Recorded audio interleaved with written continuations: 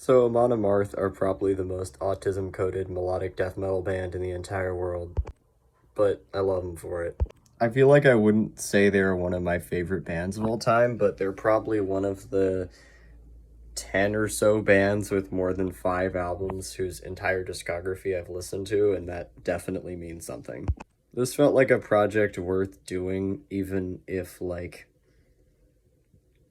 result wasn't that I was listening to the best music ever the entire time I was doing it.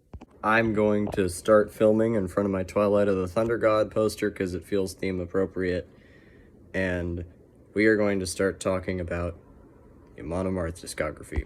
But before that, I want to say, under the username Ty Loves Testament, I have several other lists like this, and a list basically parallel to what I'm talking about right here. So, with that out of the way, here goes. And of course, I didn't even say that it was on Rate Your Music because I'm a moron. It is, in fact, on Rate Your Music, though, and if you want to see more stuff from me, go to the Ty Loves Testament profile there. Alright, moving on. Like any sane person, I am ranking these from worst to best, not in chronological order, and not in best to worst order. The fact that people rank things in best to worst order is insane to me and just makes me sad. I tried to brush my hair and it got even worse, which is really not great, but I think it's time to get to the 12th best, meaning the worst, Amon Amarth album. I legitimately feel that Fate of Norns is this band at their most tedious. I really do. Yes, it has Pursuit of Vikings on it. That is literally one song. People remember this riff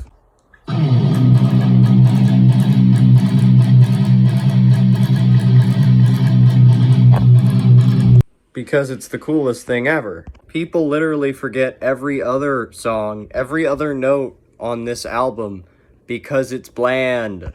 I almost feel like the reason why people like Pursuit of Vikings so much is because the rest of this album sucks. And there's like spoken word on it, and really slow songs too. I am not saying that something being slow is bad, and I am of the opinion that when most people say something is boring, it is their fault that they can find no value in it, not the artists. However, if I am listening to the Viking band and it isn't fun, that's insane. If I am listening to a band as obviously goofy as Amon Amarth and it puts me to sleep, that's bad. That's bad. Why do I have to explain this? Why does that have to make sense? Like, that shouldn't be something I have to talk to. It's obvious. Honestly, this album isn't horrible, but I feel like it is among some of the worst Melodeath I've heard, but honestly, just because I don't think there's that awful Melodeath out there. This band don't have a record on par with, like, the new In Flames stuff or whatever. They have a lot that are kind of... And this is definitely one of those. Okay, time for some more Melodeath bedtime music with Berserker. So I will say, people were telling me this album is awful. I don't agree with that. I don't think this band have an album that is awful. But, like, at a freaking hour... Shield Wall is really fun. That's a really good song, and I do think there are other really good songs on this album, but then you also just have stuff like Crack the Sky that's so goofy that I can't take it seriously at all. It stops being kind of funny and kind of cringy, but still, like, majestic and melodic and brutal, and just ends up being lame. I'm not gonna judge on music videos because that doesn't have anything to do with anything, but, like, holy crap. It's more, to me, the issue that I think this album very possibly has their least amount of, like, really, really good songs. And it is still their longest. The main issue I take with this record is that it has filler, and it's a freaking hour long.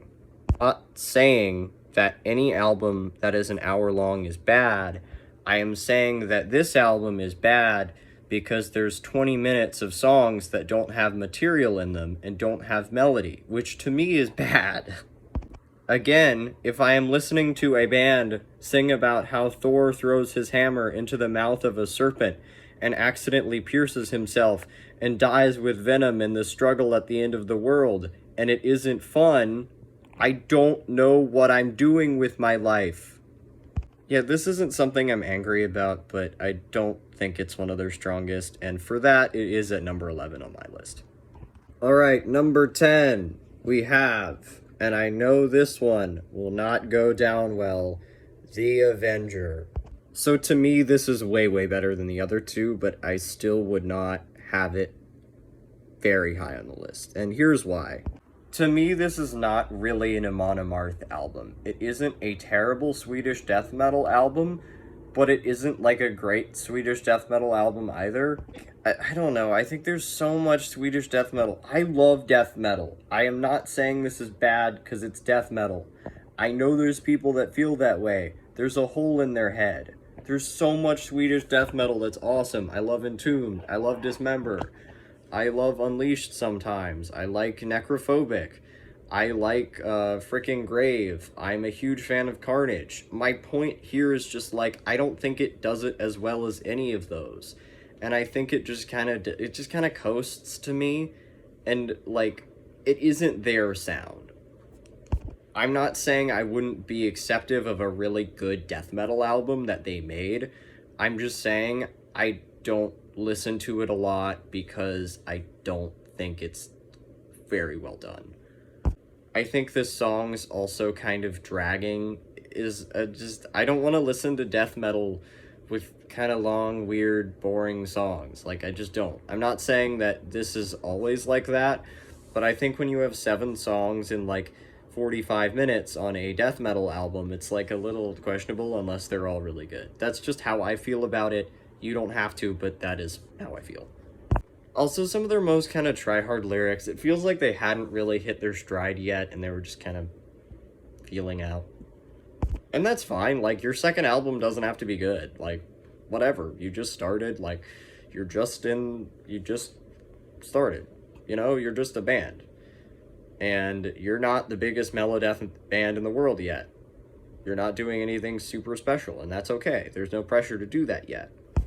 But what I'm saying is that if I was alive back in 1999, and you told me that this band would be my favorite melodeath band in the world, I wouldn't have believed you. It's definitely no worse than like a 6 out of 10. It's not a bad album by any means, but I will say it is still very rough around the edges and still very primitive in a way I feel is negligible. This brings us pretty smoothly to number 9, The Great Heathen Army. I feel like I haven't heard a lot of people love this album, but what I will say is that it isn't nearly as bad as I remember it being the first time I heard it. I think the late career blues have hit them a little bit, though. I just feel like in a lot of ways, they've existed for so long and made such great music that the pressure on them to keep doing it really well has lessened, and they've slacked a little. But that doesn't mean there aren't good songs here. I think Saxons and Vikings is one of the best things they ever made, and it isn't really alone. I saw them play this live, or not all of it, but I saw them live, and they played a lot of songs from this record, and it was just, like, it was fun. It was fun. It just felt right. It feels like they were made in that context, and I enjoyed the experience a lot. I will say, though, that this album is a little janky. Hadron, in my opinion, is freaking embarrassing, and it's the worst thing they've ever done. I think that song sucks. Who's the goat? Get it? Because Hadron's a goat.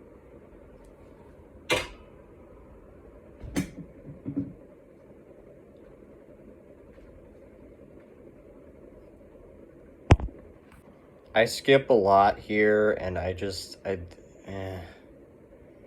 I'm not saying this is terrible. That's why I have it at number 9 and not number 12. But in a lot of ways, it still just feels like they could have done a lot better. And to me, like, they have since then. I think a lot of these singles they've released after this album are better than anything on display here. But this is what we got, so it is at number 9. I think that's fair. I think it's fair to say that it's not awful, and it isn't even that disappointing in the grand scheme of things, but it's not great either. We have at number 8, The Crusher. Now, I know this one is kind of how a lot of other people feel about... A lot of people feel about this one how I feel about The Avenger, that basically it's just like also ran and kind of sucky. I don't think that's necessarily true, and I think certain songs like Bastards of a Lying Breed are just amazing. The thing is, you just have other parts where it's a little more middling. Definitely consistently atmospheric and like incendiary, and the harsh vocals are really nice. But yeah, I can understand why people don't like it that much. I would not go to bat for this, but it's not awful. That is The Crusher at number 8. At number 7, we have Once Sent from the Golden Hall. Now, I think this is really where the list gets much better. This album is a personal favorite of many people. I know many people who would list it higher than this, or maybe even as their best. I know there's people that think that Amon Amarth peaked as a death metal band. As previously stated, I don't feel that way, but I think this album is the best of that bunch. I think they get way better with the longer songs. I think it's good at being youthful and energetic and heavy. I think it has personality and it conveys the like Viking epicness that I really want from this band while still retaining the death metal. It's a good debut, and I think it's kind of promising, even if it's not the whole way there yet. Moving on to, I guess, a more underrated cut, it is Surtur Rising at number 6. I don't think this has their best songwriting, but there is still something very charming about it. It isn't nearly as good as Twilight, and it is coming off of Twilight, but at the same time, it still retains a lot of really pretty good songs. Live With No Regrets and The Last Stand of Frey are amazing in my opinion. The album both has more Embrace of the Endless Ocean, epic, atmospheric, one hand in the air, two hands in the air kind of moments, but also maybe even a little more death metal or just straight at the gatesy mellow death. Very incendiary and powerful and almost like a little evil. It feels more stripped back than basically every album they made in their golden era, but it is really good, and I think that is part of why I like it, even if I don't like it as much as everything else. That's Surtur Rising at number 6, by the way. At number 5, we have one of my favorites, Deceiver of the Gods. When this came out, in my opinion, it was kind of clear they'd established a formula, but also that they were still putting effort into it and making a good product and, like, making really good music. Hell almost has doom metal vibes and literally features Messiah of Candlemas, and that song slaps. In my opinion, the title track and Father of the Wolf are also very riff heavy and very good, very well made. I don't think this is like their defining masterpiece, but it is fun. I really like listening to it. It's a really solid 8 out of 10 in my opinion, and like I could go back to this anytime. This is much better than many bands at their very best. At number 4, and this one might make some people mad, but it's Viking. I think the conceptual elements here are just, like, amazing and elevated a lot, but it's also kind of interesting because it's like, I'm really surprised they didn't do this before. I always love following a specific story with specific characters and music, and I think they do it really well here, even though they're not, like, the best lyricists ever. And I think the music itself, too, is just that good. I think The First Kill is an amazing opener. And, like, 1,000 Burning Arrows, man. Like, what a freaking song that is. I think you could argue this is a little bland, but to me it's really not. It is not even nearly in the same vein as the 2 albums after it, and it just is still epic, and it's still powerful, and it still is, like, kind of rooted in death metal to me. Not totally, but you get the point. It's, like, the most Halloween version of Entombed. It feels like a good candidate for the top 4, and I enjoy it a lot. At number 3 is a favorite of many people's. It's Versus the World. I think this album is just, like, one of the best to ever do it. I love that it's raw, kind of, still, but that you can still hear the melodies. Death in Fire fricking slaps. It's awesome. It's melodic death metal, as in it is a straight death metal album with really good songs. Lots of groove, but not even in like a, I don't know, like a freaking Pantera way, in a bolt thrower way. Almost feels like it has some of the grosser aspects of Grave and some of the less gross aspects of Autopsy sometimes, which I'm in for that. It is fun, and it's epic, and it's a little slow sometimes, but it totally gets away with it, at least for me. I think it's one of the best things they ever did, and I know there's some people that don't feel that way, and it confuses me. I wouldn't say it's a 10 out of 10, but it's either an 8 or a very, like, low 8. I mean, very high 8 or a very low 9. It's good stuff, for sure. At number 2, we have With Odin on Our Side. I don't think there are very many Melodeath albums better than this, and I just think that, like, even compared to the two before it, it steps it up a ton. It's freaking amazing. Every note on this album kills. I don't think there's a bad second, and the opening of Valhalla Waits Me, Runes to My Memory, and even Azator, it just freaking kills. Gods of War is one of their best. Gods of War Arise, rather. I love that groove. It's like one of the most classic heavy metal riffs they've ever written, but absolutely in a good way. Like, that stuff is awesome. Prediction of War is great. Cry of the Blackbirds is great. It just, everything about it, like the death metal aspects, the melodic aspects, the tremolo lines, the production. I really don't like the way albums that were produced by Metal Blade sound. It just totally works here. It's so big and amazing and just, like, empowering and two fists in the air. I think there's bands like Revocation that they kind of screwed over, but with Amon Amarth, they did a freaking awesome job. And this is one of their best. You have to listen to it. It's good stuff. Without a doubt, though, in my opinion, the best Amon Amarth album is Twilight of the Thunder God. Okay, this snake's kind of cute. Scary, but... Can you be snaky? Come on. You can see the resemblance, right? It's amazing. This album freaking kills. Every second of this album, every song. The title track is perfect. Where Is Your God is almost like thrashy, and it just like those like blasphemous, I guess, ideas, it purveys them perfectly.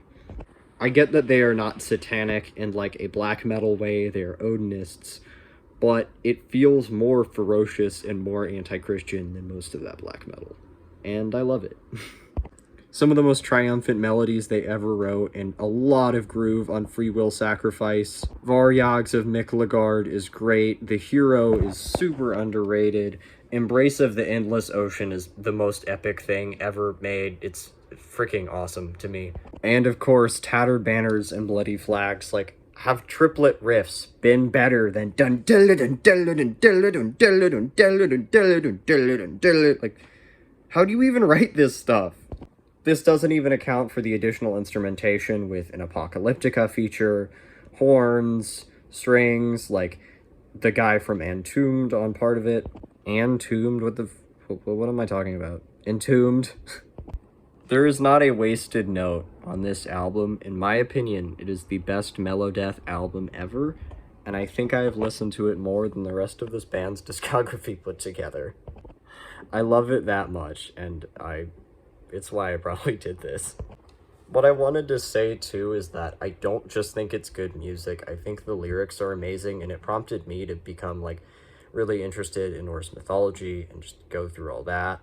I think it's one of the few albums that legitimately changed my life, and I would say it's their best for it. So yeah, those are my thoughts on Amon Amarth. I want to know how you feel about them, because I love them. And I love you guys. Thanks for watching this. Please subscribe if you want to see more stuff like it. And check out Talos Testament on Rate Your Music. Thank you very much. Drake, can you wave?